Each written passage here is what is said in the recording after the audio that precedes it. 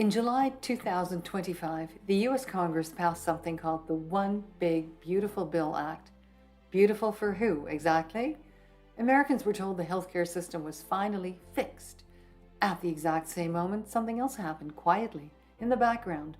The math flipped, protections expired, costs shifted, and overnight, healthcare became dramatically more fragile for millions of people. In January 2026, right now, millions of Americans woke up to a healthcare system that suddenly cost far more, covered far less, and felt a lot more conditional than it did just weeks earlier. Now, here's the contrast. In Canada, having a baby doesn't come with a bill, while in the Netherlands, healthcare is affordable, includes more, and is low income subsidized. But meanwhile, Americans lie awake wondering, can we even afford to have a baby? What happens if I get cancer or need surgery? Hey, hoy! From overtime to contracts and pensions, from calling in sick without fear to taking 4 weeks holidays in a row. This is how we live and work, Dutch style. Jaime? Let's get specific.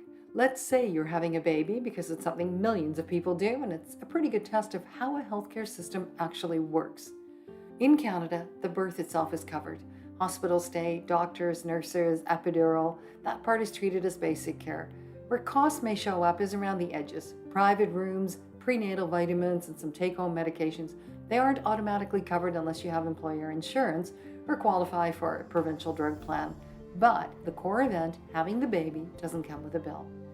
In the United States, having a baby is a financial event. Even with insurance, people face large bills, deductibles, and surprise charges. Medicaid does cover pregnancy and childbirth, but only if you qualify. And qualifying depends on income and state rules. If you make just a bit too much to qualify, but you can't afford private insurance, you fall into this gap where having a baby can mean serious debt. In the Netherlands, having a baby is fully built into the system.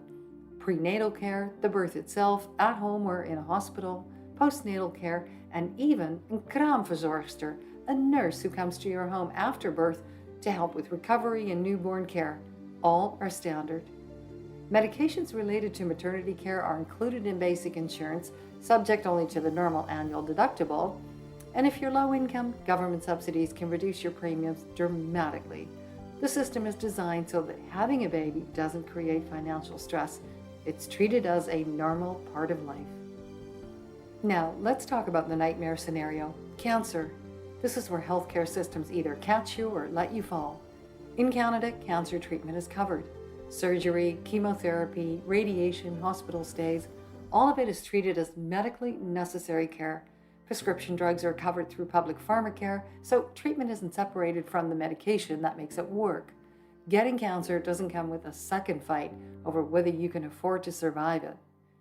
In the United States, cancer is financially catastrophic for most people, even if you are insured. High deductibles, co-insurance, uncovered treatments, and long treatment timelines mean people can still face enormous out-of-pocket costs. Medicaid does cover cancer treatment, but access can be limited because many specialists don't accept it, turning coverage into something that exists on paper, but not always in practice. In the Netherlands, cancer care is fully covered under the basic insurance everyone is required to have.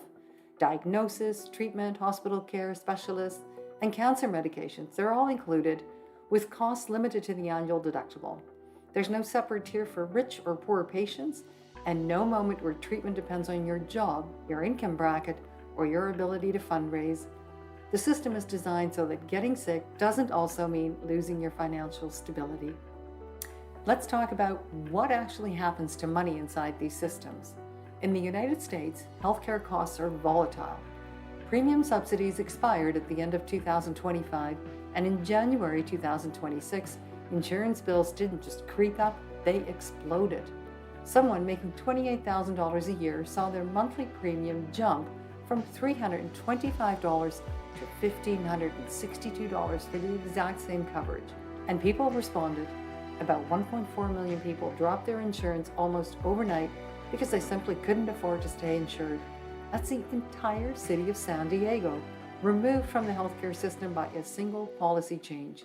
In the US, the rules change, the price changes, and individuals absorb the shock. In Canada, money works differently. Core medical care, doctor visits, hospital stays, surgery, cancer treatment, and childbirth is publicly funded. You don't get a bill for the event itself. Where costs appear is mostly with prescription drugs taken at home. Coverage depends on employer insurance or provincial DART plans, and they're income-based programs for people without coverage. It's not entirely perfect, but the big costs are socialized. The system protects you from financial collapse first, and then deals with the details. Then there's the Netherlands, which takes a completely different approach. Everyone is legally required to have health insurance. Not tied to your job, it's not optional, just mandatory. You choose from private insurers, but by law, every insurer must offer the same basic package. No exclusions, no price penalties for being sick, no refusing coverage. Most people pay roughly 100 to 150 euro per month. Children are free. And if you're low income, the government steps in with a subsidy called zorgtoeslag. That can cover most or all of that premium. For many people, insurance effectively costs almost nothing. There is an annual deductible, the eigen risico, but it's capped at 385 euro. That's the maximum you'll ever pay before coverage kicks in fully. After that, care is covered. No surprise bills. Here's what actually protects the Dutch system from turning into the American one. By law, insurance companies in the Netherlands are not allowed to discriminate based on pre-existing conditions. They can't refuse coverage. They can't design a basic plan that quietly leaves things out. Every insurer must offer the same core package, and that package is defined by the government, not the market. This is heavy regulation, but it's not a government-run system like Canada's. It's private companies operating inside very tight rules. Competition happens on service and efficiency, not on who can avoid sick people. That is the key distinction. Just as important, healthcare is completely decoupled from employment. Your job has nothing to do with whether you're insured. Lose your job, change careers, go freelance, retire, work part-time. None of that changes your access to care. Employer coverage exists, but only as a bonus on top of the system, not the gateway into it. And because this framework is written into the law, it doesn't swing wildly when governments change. Elections don't put healthcare on a cliff edge. The political stability problem is where North America starts to diverge. In Canada, governments swing between conservative and liberal parties, but the healthcare system itself barely moves. It's treated as infrastructure. You can argue about taxes, spending, or wait times, but the core promise doesn't disappear when power changes hands. In the Netherlands, politics shift too, but within a narrow band. Governments move left, or center, but dismantling universal healthcare isn't a serious political option. It isn't fought over every election cycle. It's settled. In the United States, healthcare is different. It's treated as policy, not infrastructure, something you can win, lose, repeal, replace, or let expire. And that means people live with constant uncertainty because the system itself is politically very fragile. When healthcare is tied to your job and priced unpredictably, it doesn't just cost money, it controls behavior. Americans stay in jobs they hate. They avoid risk, they delay care, they work while sick. Canadians take time off, they change jobs without fear. They travel without treating healthcare like a financial gamble. The Dutch go even further. They take risks, they switch jobs, they start businesses. There's a baseline assumption that healthcare is a right, not a perk, not a reward, not something you earn by navigating the system correctly, just a normal part of living in society. People don't hesitate before seeing a doctor. They don't do mental math about whether a symptom is worth it. They don't delay preventative care because of cost. They go early because the system makes that normal and safe. And paradoxically, that saves money. Problems are caught earlier. Treatments are simpler. Chronic conditions are managed before they turn into emergencies. The system spends less precisely because people aren't afraid to use it. One final thing that might surprise you. Imagine you visit the Netherlands from North America without extra travel medical insurance and break your arm. You go to the emergency room to have it set, dreading the bill and kicking yourself for skimping on insurance. And then you see the total, and it's far lower than you expected.